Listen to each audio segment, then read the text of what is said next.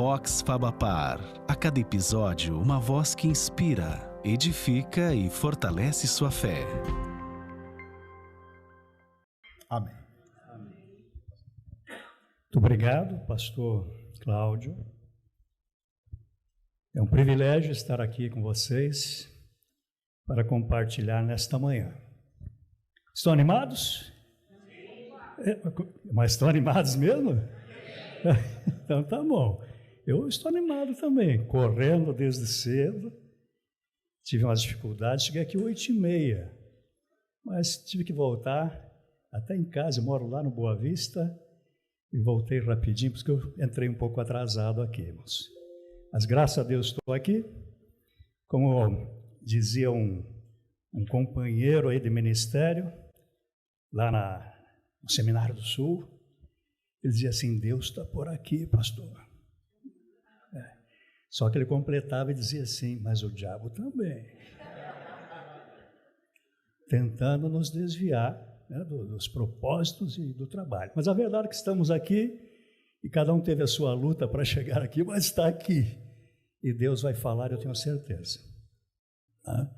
Quero lembrar aqui, antes de entrar, a minha conversa hoje é uma mistura, na verdade, conversa, um pouco de pregação e um pouco de testemunho, e um pouco de propaganda. Porque, afinal, ouvimos ontem que todos são chamados, né? Com fundo musical, Ô, Natan. Ouvimos ontem que todos têm um determinado chamado. Todos são chamados para a obra de Deus. Bom, se todos são chamados, vão se preparar aonde? Posso perguntar? Vai se preparar aonde? Na Fabapar, óbvio. Mas é claro, irmãos. Em especial, estou falando daqueles que são batistas. A Fabapar pertence a cada um de vocês, ou melhor, a cada um de nós. É nossa. E existe exatamente para isso. Agora, é claro, existe o chamado geral, que nós ouvimos ontem, e existe também chamados específicos. E eu vou fazer uma pergunta aqui: quantos entendem que tem um chamado específico, um ministério específico? Só levanta a mão para que eu possa... tem um bom grupo aí. Então, graças a Deus por isso. Hoje falaremos então aí tanto do chamado específico, quanto daqueles que, como eu, quando cheguei aqui, não tinha. Então, quero destacar aqui que Deus aceita voluntários também, viu, irmãos? Isso aqui vai ser importante para a nossa conversa de hoje. Se você, claro, todos os cristãos são chamados, você não sabe, não tem aquele chamado como alguns colegas meus de faculdade ou de seminário, eu gosto mais de chamar de seminário, na verdade, sou antiquado mesmo. Eles dizem assim: eu fui chamado para ser missionário lá na África. Que bom, graças a Deus. Outro, eu fui chamado para trabalhar com dependentes químicos. Que bom, porque não é todo mundo que é chamado para trabalhar com dependentes químicos. Eu estive numa casa de recuperação numa ocasião, passei um dia, junto com o pastor, conhecendo tudo. De tarde eu saí e disse: meu Deus, muito obrigado por esse pastor, porque eu não aguento mais um dia aqui dentro. Então ele é específico para aquilo. Então não basta também a gente querer que todo mundo esteja servindo no mesmo campo, no mesmo lugar. Nem todos são chamados para o mesmo trabalho. É interessante ser pastor? Eu creio que é. Mas será que todo mundo foi chamado para ser pastor? Eu acho que não. Inclusive, com a experiência que eu tenho, eu diria assim: se você não tem um chamado muito claro para ser pastor, não se meta com isso. Você vai se machucar e você vai machucar pessoas. Então, não vai não. Pergunta ao Senhor. Quando a pessoa começa a dizer: vocês não estão vendo que eu sou pastor? Esqueça, porque você não é mesmo. Não é. Porque já foi tocado nisso aqui ontem. As pessoas percebem. Quem diz se você é pastor ou não é a comunidade. são os irmãos que estão ao lado, ok? Então, isso aqui é muito, muito importante. E a faculdade, meus irmãos, ninguém vai entrar aqui na faculdade para fazer um curso de teologia e vai sair formado pastor. Não vai. Não vai. Porque não existe um curso que forma pastores. Existe um curso de teologia que é a base para todos os nossos ministérios. Eu não sei qual é o teu, para que Deus tem chamado você, mas eu tenho certeza que a Fabapar realmente tem algo para oferecer a você. Isso eu tenho. Em especial na parte bíblica. Nossa ênfase aqui é muito forte na Bíblia. Bíblia como palavra de Deus. Se você não crê nisso, realmente não adianta vir para cá. Eu concordo com isso. Bíblia como palavra de Deus. Nosso foco é ministérios. Não é vou formar um pastor, vou formar um missionário, uma missionária aqui no final de 4 anos. Não, porque isso é dom. Isso é chamado de Deus, chamado específico de Deus. E você que tem o dom, você que é chamado para isso, vem para cá e nós ajudamos no preparo. No final, você sai com bacharel em teologia. Como um bônus, você tem o reconhecimento do MEC. Nosso ponto aqui não é o MEC, não, irmãos. Não é. Mas essa condição de ter um diploma reconhecido pelo MEC é uma questão de justiça. Eu me converti, claro que há muito tempo atrás, né? Aos meus 23 anos de idade, estava terminando um curso na Universidade Federal do Paraná. Então, no último ano foi que eu me converti. Eu sei o que é estudar, por exemplo, numa federal e o que é estudar aqui.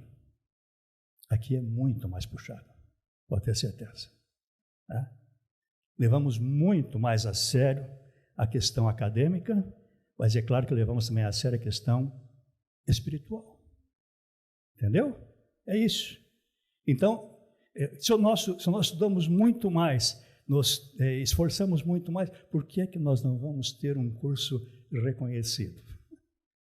Então, um bônus. Eu gosto de dizer que nós temos aqui curso de bacharel em teologia com reconhecimento do MEC. Bacharel em teologia, formação ministerial com bacharel em teologia reconhecido pelo MEC. Este é o ponto. Nosso foco é formação ministerial dos vários ministérios. Okay? Nós sempre prezamos por isso. As duas coisas juntas. Alguns imaginam assim, dá para deixar de lado, ou é espiritual ou é acadêmico. Eu não gosto, sinceramente, eu não gosto do termo acadêmico de teologia. Eu não gosto. Eu gosto de seminarista mesmo. Mas tudo bem, não tem problema não. Vamos em frente, afinal eu sou diretor acadêmico. São coisas da vida aí.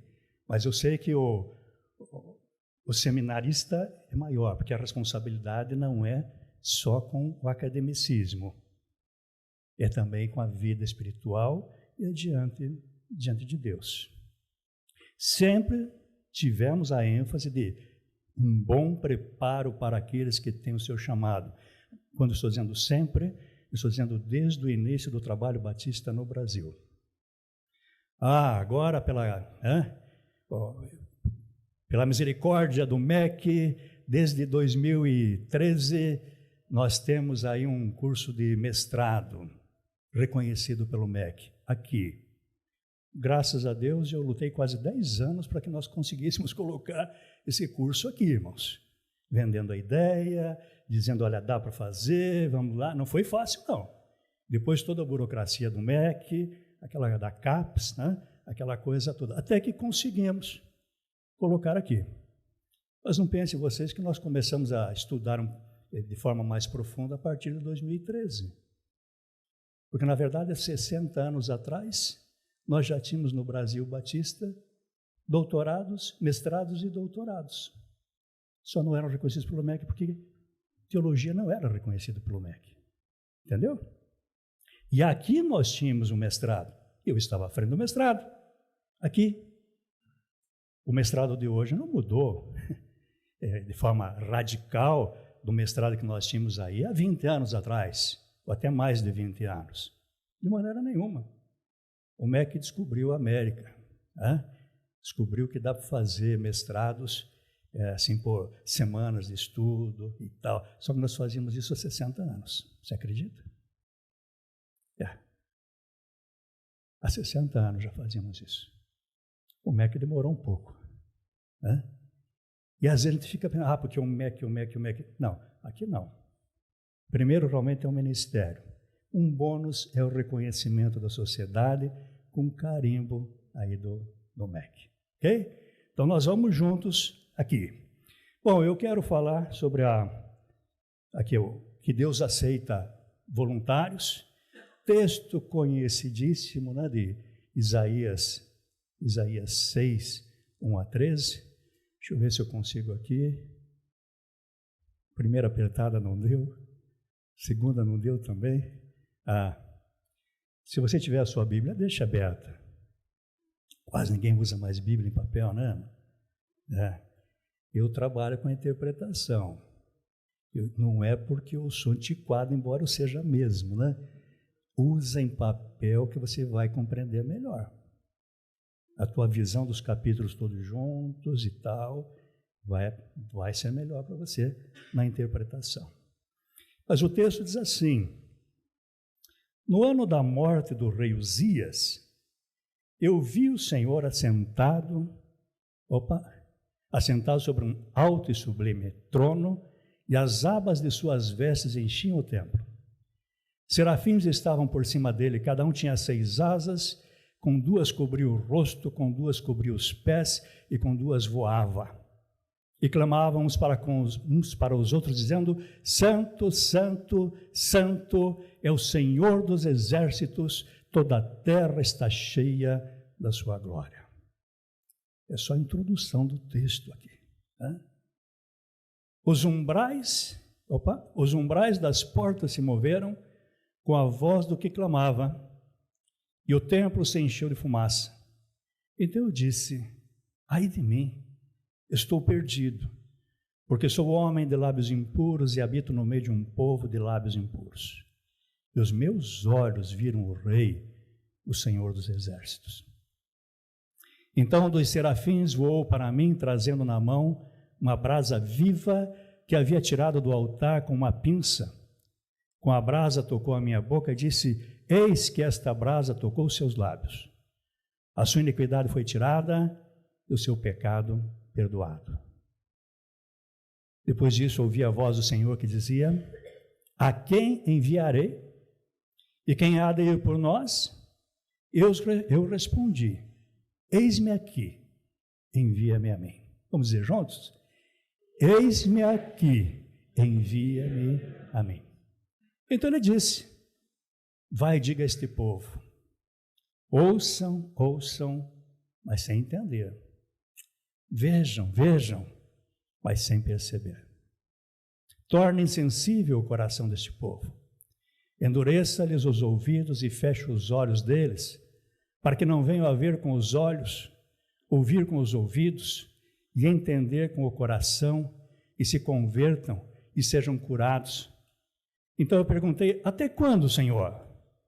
Ele respondeu: até que as cidades estejam em ruínas e fiquem sem habitantes. As casas fiquem sem moradores, a terra esteja em ruínas e devastada, e o Senhor afaste dela o povo, e no meio da terra sejam muitos os lugares abandonados. Mas se ainda ficar a 10ª parte dela, tornará a ser destruída, como o terebinto e como o carvalho, dos quais, depois de derrubados, ainda fica o toco, assim a santa semente será o seu toco. Fiz questão de ler o texto todo aqui, porque normalmente ele é lido só até o versículo 8. Eis-me aqui, envia a mim. Tem alguns detalhes bem interessantes. Aqui é uma visão. Então Isaías tem essa visão lá, vê o Senhor lá no templo, e ele percebe que serafins aparecem e estão ali louvando a Deus, com aquela forma tão interessante, repetindo: Santo, Santo, Santo é o Senhor dos exércitos, toda a terra está cheia da sua glória, adorando a Deus. E parece que esse é o tipo de culto verdadeiro. Eu tenho a impressão que, ultimamente, nós temos voltado muito os cultos para as pessoas, irmãos. Quando a palavra culto já imediatamente remete a Deus. Temos que fazer sempre uma pergunta: o culto que estamos prestando realmente agrada a Deus? Estamos com uma preocupação, parece que um pouco demasiada, em agradar as pessoas. Mas agrada a Deus? É Ele que é cultuado. E aqui, esses serafins, seres angelicais, que tem a ver com fogo, isso aqui, então a aparência deles deve ser alguma coisa como um relâmpago, né? Eles louvam a Deus ali, chamando Ele de Santíssimo. Na verdade, não tem uma palavra no texto original, não tem uma palavra para dizer Santíssimo ou superlativo, não existe. Então, para fazer o superlativo é a repetição. Então, quando aparece alguma coisa assim repetido, pode ter certeza. No Antigo Testamento é algo muito enfático. Santo, Santo, Santo, igual Santíssimo é o Senhor dos exércitos. Toda a terra está cheia da sua glória. Seres estranhos voando ali no templo, louvando ao Senhor, com duas asas estão voando, com duas asas cobrem o rosto e com duas asas cobrem os pés. Os pés é aqui mesmo, viu, irmãos? Era a chance de a gente saber qual era o sexo dos anjos, né? Mas eles cobriram com suas asas os pés. Pés é um eufemismo aqui em outros lugares do Antigo Testamento para falar do órgão genital. Né? Então, cobrem os pés. Reverência diante de Deus, isso aqui é o importante. Bom, eu olho todo este texto e chego à conclusão que Deus aceita voluntários. Porque Ele mostra algumas coisas, né? Pode passar lá, meu irmão, por favor, né? O texto não mostra alguém literalmente sendo chamado, mas sim se colocando como voluntário, como estou lá no versículo. E Deus me colocou ao lado de irmão Atílio Riri e pastor Alexandre Pereira de Brito, já falecido. Eles com uns 40 e poucos anos de idade e eu 23 para 24. Foi uma bênção, irmãos. Cresci ali com eles, aprendi muitas coisas, tive reuniões com a diretoria da associação, e nessas reuniões o diretor também daqui, Davi Granger, era um inglês, um inglês, porque é vivo. Né? Aí sentei bem na frente dele, começamos a conversar, eu falando do meu interesse em aprender mais e tal. Né? Meses depois eu faço a inscrição aqui, eles me aceitam. Então foi abrir uma exceção. Eu dei graças a Deus. Fui conversar com os diáconos da PIB, porque era a congregação da PIB, e aí foi muito interessante, porque estávamos lá com alguns candidatos para vir para cá. Já naquela época a PIB já enviava muita gente para cá, naquela época. E aí, de repente, um dos, a maioria, acho que todos já faleceram que estavam lá, eu lembro de André Zakharov estava lá, o Temístocles, alguns talvez lembrem aqui. Temístocles me perguntou: por que você quer ir para o seminário? E a minha resposta foi a seguinte, irmãos: olha, eu quero servir, é o que eu quero fazer. E eu concluí dizendo assim: se eu vou ser pastor um dia, eu não sei, tenho até medo disso. Né? Se eu vou ser missionário, eu não sei. Se eu vou ser professor, eu não sei. E eu fechei dizendo: eu gostaria de ser professor. Foi assim. Vim para cá, fiz o processo de matrícula, tinha que escrever um testemunho de chamado, e eu escrevi e usei esse texto aqui. E disse: eu nem sei o que é isso, mas eu estou dizendo: eis-me aqui, Senhor, envia-me a mim. Eu acho que Deus me aceitou, irmãos. Eu acho que Deus me aceitou. Já na sequência, estava na congregação em Araucária, surgiu uma necessidade, a congregação em Piraí do Sul. Aqui deste lugar era feito semanalmente um apelo para alguém ajudar em Piraí do Sul. Ninguém ia, né? Eu não queria ser pastor, tinha medo disso, né? Mas eu cheguei para o diretor e disse, olha, se ninguém vai, eu vou. Eu estou aqui. Né? Cheguei lá, chamei a assembleia, agora eu estou mais ou menos com 10, 11 meses de batizado, viu, irmãos? Era por aqui, no primeiro semestre do seminário. Chego lá, chamo os irmãos, reunimos, fazemos a assembleia, tomo posse, né? Me emposso. Nem sabia como é que fazia isso. Fizemos uma ata, me empossei e entrei, comecei a trabalhar e disse, irmãos, eu não quero ser pastor, tenho até medo disso, nós vamos trabalhar para colocar um pastor aqui. Ah, não tem como, não tem dinheiro, não tem dinheiro. Tinha um irmão, ele veio conversar comigo, ele disse, olha, ele me chamava de pastor já, né? Que entrou no seminário aqui, já era pastor. Pastor e senhor, imagine. Ninguém tem dinheiro na igreja. O terreno fui eu que comprei, quem construiu fui eu, não tem nada. Eu sou só eu. Disse, meu irmão, vamos pôr um pastor aqui. Eu era empresário, tinha cabeça de empresário. Vamos pôr um pastor aqui, ele vai trabalhar, o povo vai chegar e vai dar certo. Sei que foi indo. Em 7 meses colocamos lá um pastor, irmãos. Eu me despedi dele no Natal, da igreja, e aí, na outra semana, chegou o pastor. Só teve um problema. O irmão que tinha dinheiro, realmente tinha, ele morreu no dia que chegou o pastor. No dia que chegou o pastor. Segundo o sobrinho dele, a última frase dele foi graças a Deus.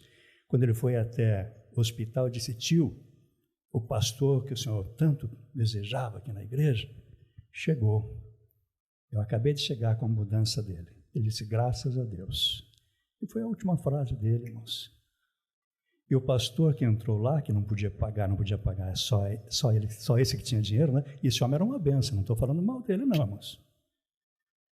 O pastor ficou mais de 30 anos lá, irmãos. Graça e misericórdia de Deus. E aí, claro, eu estou aqui volto para cá, volto para a congregação de Araucária, assumi a congregação de Araucária quando ficou sem pastor, mas eu não sou pastor, entendeu? Pessoas vêm, pedem que eu faça casamento, digo, não posso, não sou pastor. Gente querendo que eu fizesse batismo, não posso. Eu não sou pastor, só fazia funeral. Nunca ninguém reclamou. Sem brincadeira, fiz alguns funerais. Então aí eu gostava de pregar dali de baixo, irmãos, porque eu tinha medo de subir aqui. Lá em Araucária, o Rafael está aqui, né, Rafael? Eu vou contar um aqui. Rafael, você foi o primeiro que veio à frente quando eu fiz um apelo. Em todo o meu tempo de pastorado. Eu não era pastor. O seu pai, pastor, que me batizou, me deu o privilégio de pregar na igreja. Eu fiz um apelo e o menino veio à frente. É um menino, né? Era um menino. Hoje está aqui, eu dou graças a Deus, está estudando aqui na faculdade também. Então Deus nos usa assim, irmãos. E eu fiquei 7 anos sendo chamado de pastor e dizendo, eu não sou pastor. E também não quero ser. Esse negócio de depender de igreja, ter que receber de igreja, para mim era um... Eu estou pronto para ajudar a igreja, para pôr dinheiro na igreja, mas receber eu tinha muita dificuldade, muita mesmo. Comecei a dar aulas aqui, então eu dei aulas aí um bom tempo antes de ser pastor, e até que um dia eu percebi que realmente Deus tinha me dado dom pastoral.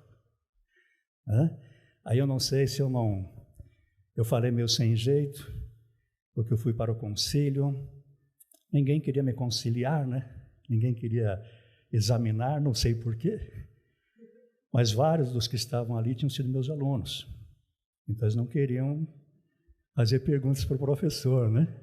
Aí o pastor Zacarias da Guiar Severa, ele disse, então eu faço, deixe comigo, né?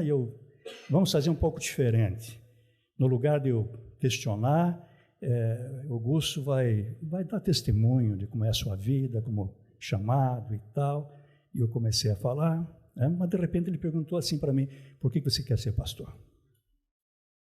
Eu disse, eu não quero ser pastor, eu sou pastor, entendeu? Eu sou pastor, porque há 7 anos as pessoas estavam me chamando de pastor, eu pregava semanalmente, irmãos, sem ser pastor, né? É claro que eu chorava toda semana, né? Dizia, Senhor, eu não tenho jeito para isso, por que eles me chamam? Porque eu passava de segunda a domingo, pedindo graça e misericórdia ao Senhor. Então, eu vejo que Deus me fez, irmãos, me aceitou como voluntário, entende? E talvez tenhamos aqui pessoas assim. Cheguei no último ano da faculdade, meus colegas estavam preocupadíssimos comigo, porque todos tinham chamado, só eu que não tinha. Todo mundo tinha. Vou para a igreja tal, eu vou para lá, eu não sei o quê. Eu estou aí, quero servir, quer aparecer, eu vou fazer. Achavam que eu estava fugindo do negócio, mas não era isso, né? Uma que era temor, outra que eu não sabia realmente o que era chamado, até que eu percebi. Por isso que eu digo, hoje quando alguém vai para ser pastor realmente, não é só dizer eu quero ser pastor. O povo vai perceber se você é pastor ou não. Quer perceber? Estão procurando você para pedir conselhos? Aonde você vai, as pessoas estão perguntando sobre Bíblia para você? As pessoas vão chorar lá na tua casa? Estão te convidando para pregar? Ou você tem que pedir, me deixa pregar aí? Se tiver que fazer isso, não vai dar. Então é isso, o povo de Deus percebe. As ovelhas naturalmente vão seguir aí o pastor. Então, fica atento aí. Quem sabe você esteja na mesma situação. Deus aceita voluntários. Me aceitou. Hoje agora, com a idade que eu tenho, eu digo, olho para trás e ele me aceitou. Porque afinal me deu a graça de ser professor aqui, estou simplesmente há 34 anos lecionando aqui. Então, acho que ele me deu isso aqui que eu tinha dito lá no comecinho, né? Eu gostaria de ser professor. Então, vou te dar o gosto que você quer, né? Acho que sou pastor sim, porque afinal completei 30 anos de ordenação. Este ano, em janeiro, 30 anos na mesma igreja. Tem alguns membros da igreja aqui, o Alex, Elisângela ali, bênção na igreja, pessoas que têm dons maravilhosos. E sabem que, seguido eu digo lá, irmãos, se perceberem que não dá mais para mim, vocês me digam, porque senão eu vou morrer aqui. Vocês sabem disso. Entende? Então Deus me fez pastor. Deus me fez missionário também, irmãos, que eu disse lá no começo, eu não sei se eu vou ser pastor, se eu vou ser missionário, eu quero ser professor. Deus me fez professor, Deus me fez pastor e me fez missionário. Fui diretor em Ijuí 11 anos, irmão, sem sair de Curitiba, vai e volta, sem deixar aqui. Eu estive pelo menos 3 vezes em Moçambique, em períodos de 20 dias, treinando líderes. Em vários lugares do Brasil, toda hora tem me chamado. Inclusive, semana que vem vou para o sul de Minas, não sei nem que cidade que eu vou. Não sei, está lá marcado, mas não sei o nome. Encontro da Associação do Sul de Minas Gerais. Só sei isso. Eu vou falar lá. Então Deus me fez professor, pastor, missionário. E de lambuja, como diria quando eu era criança, me fez escritor também. Porque afinal são 32 livros publicados, todos voltados para a Bíblia, porque o meu negócio é a Bíblia. Entendeu? Então, se coloque à disposição de Deus. Eu estou falando de experiência e aquilo que eu vi há tantos anos atrás aqui em Isaías. Meu irmão, passa lá, por favor. Ó, Deus pergunta, a quem enviarei? Pode pôr lá mais um. E Isaías vai responder, né? Eis-me aqui, envia-me a mim. E eu espero que você também responda a isso. Está vendo as necessidades? Às vezes ele vê a necessidade também e fica cobrando do pastor, cobrando do outro, né? Senhor, estou vendo esta necessidade, envia realmente a mim. Ele vai ter que me ajudar lá, meu irmão. Ó, Deus envia dizendo, vá e diga a este povo. Põe mais um lá, meu irmão. Olha o que ele diz lá. Vá e diga a este povo. Né? Aqui é que é o problema. Então ele disse, lá no versículo 9, vai e diga a este povo, ouçam, mas sem entender. Vejam, mas sem perceber. E você percebeu por que a gente para a leitura no 8? Porque o que vem depois é muito duro. Ele está dizendo, vai e diga a este povo. A mensagem de Isaías era uma mensagem de condenação. Era isso aqui. Mas vemos aqui claramente que Deus aceita voluntários, e aí vemos algumas características no texto. Deus aceita voluntários que percebam que são pecadores. Pode ter certeza. Deus procura e aceita voluntários que se enxergam como pecadores. Não é porque eu vou me santificar, eu sou santo. Não é isso. Quando Isaías vê que está diante de Deus, quando ele está ali diante do Deus santo, santo, santo, como diz o versículo 3, ele vai dizer, estou perecendo, vou morrer. Por quê? Porque eu vi o santo, santo, santo. E eu sou um homem pecador, e eu moro no meio de um povo de pecador também, né? Um povo pecador também. É isso.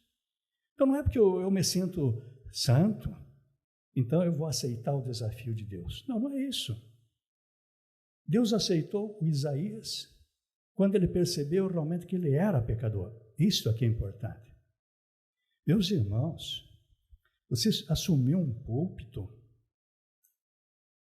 e dizer, assim diz o Senhor. Olha, quem é apto para isso? Não tem como. É só pela graça e misericórdia de Deus. Então, Deus aceita voluntários que percebam que são pecadores. Aconteceu com ele o que deve acontecer com qualquer pessoa que se aproxima de Deus.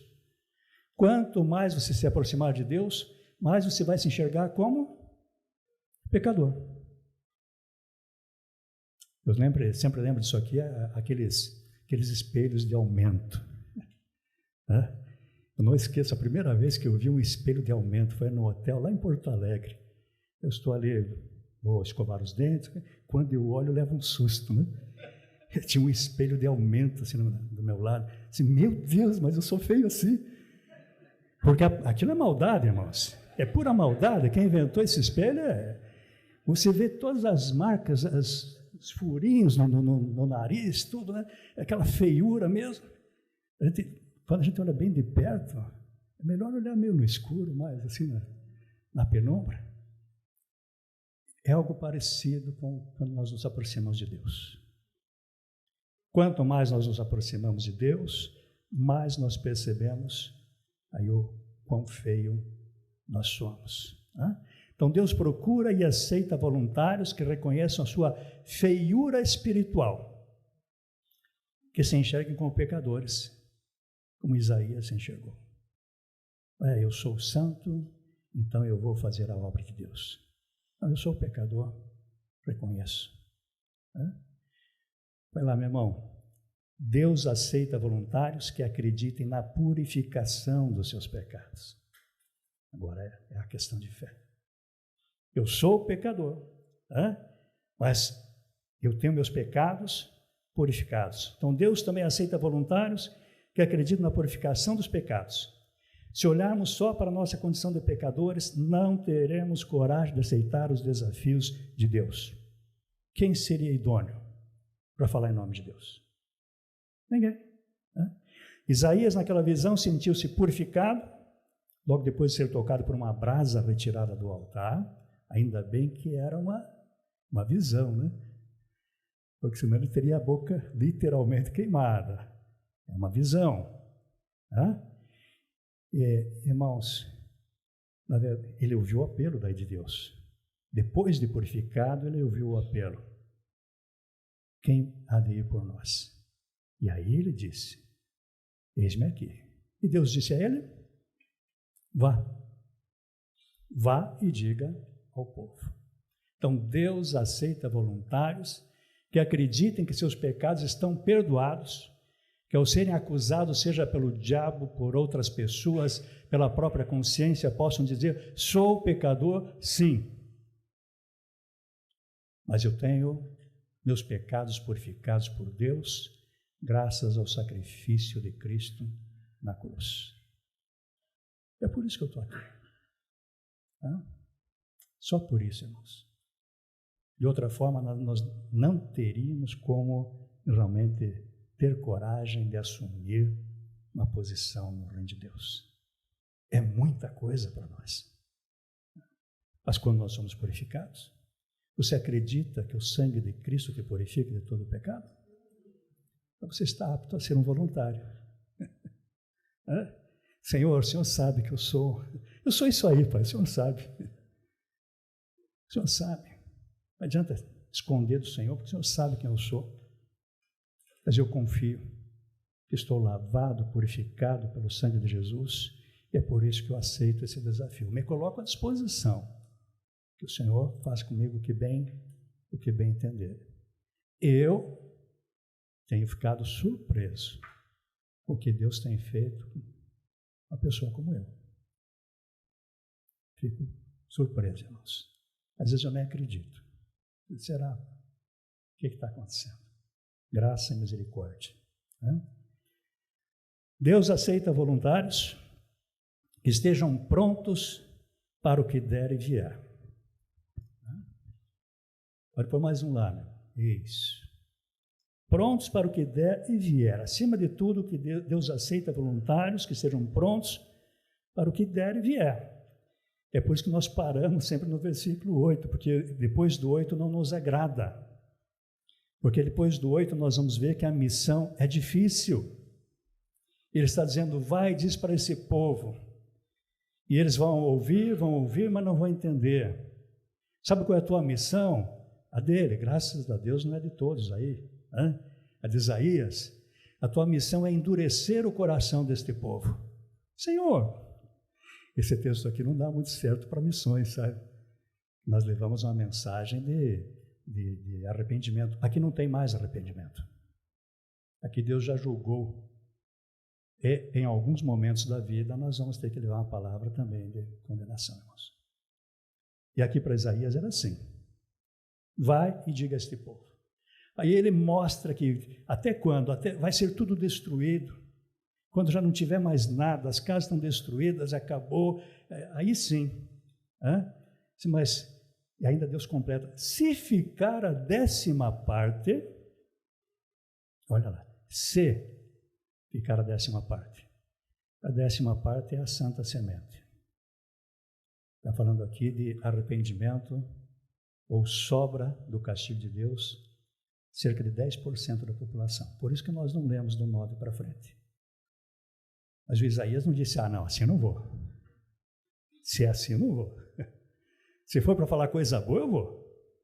Mas se é para falar coisa ruim, eu não vou. É assim? Não.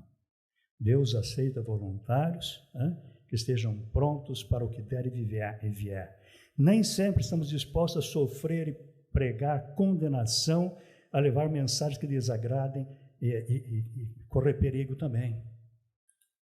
Os irmãos, é claro que o tempo todo que eu estou na igreja já sofri muito, pode ter certeza. É claro que sofri muito. Enfrentei muitas dificuldades. Nunca esqueço, cai como uma luva para mim as palavras do pastor Zacarias de Aguiar Severo, disse assim para mim numa ocasião: Gusso, as maiores tristezas da minha vida foram dentro da igreja. Mas ele completou, mas as maiores alegrias também. Eu digo a mesma coisa, irmãos. As maiores tristezas foram dentro da igreja, mas as maiores alegrias também. O grande profeta Isaías teve um ministério muito difícil. Existe uma tradição, inclusive, de que ele foi morto cerrado ao meio. Que tal? Tem um texto lá em Hebreus que cita que alguns foram cerrados e muitos entendem que é exatamente o Isaías. Pega um tronco, né, põe uma parte embaixo, uma parte em cima, e aí você vai cerrando o tronco e cerra a pessoa pelo meio também. Se colocou como voluntário, né? E aconteceu isso. Talvez, é uma tradição, a Bíblia não diz isso. Então, mas se a gente vai mais longe, o nosso mestre Jesus viveu em seu ministério esta mesma realidade. Inclusive citou esse texto aqui em Mateus 13, 10 a 15. Ele cita este texto, irmãos. E será que nós, voluntários modernos, esperaríamos outra coisa? Será que esperaríamos só aplausos quando a cruz foi reservada a Jesus? Deus aceita voluntários que estejam prontos para o que der e vier. Pode ter certeza. Já vou concluir aqui, pode passar lá, né? Aos chamados de tarefas específicas, o que é que eu vou dizer? Só digo o que está lá, ó. Fiquem firmes, vão em frente, sejam fiéis ao chamado do seu Senhor. Você já tem o chamado. Pode pôr lá. E aos demais, como eu, quero dizer o seguinte: percebendo as necessidades da obra, se coloque à disposição. Vocês não são trabalhadores de segunda classe, não. Pode ter certeza. Tá? Deus não só aceita, mas procura voluntários. Então, diga como Isaías, né? Eis-me aqui, envia-me a mim. Vamos dizer juntos? Eis-me aqui, envia-me a mim. Pode pôr o final lá. Então, seja para onde for, seja para o que for, coloque-se à disposição, pois não há maior glória do que a de servir a nosso Deus. Não temos. Esta é a maior tarefa que você pode desenvolver na terra, seja você profissional do que for. Eu não considero ser pastor, ser missionário, ser ministro de música, professor de escola bíblica. Eu não considero isso aqui profissão, de maneira nenhuma. Isso aqui é chamado de Deus, é ministério. Né? Mas não tem nada maior do que isso. Estamos trabalhando na maior de todas as empreitadas que um ser humano pode fazer parte, a expansão do reino de Deus. Então, ainda que custe a nossa própria vida, como já custou de muitos, vamos em frente. Eis-me aqui, envia-me a mim. Deus abençoe vocês.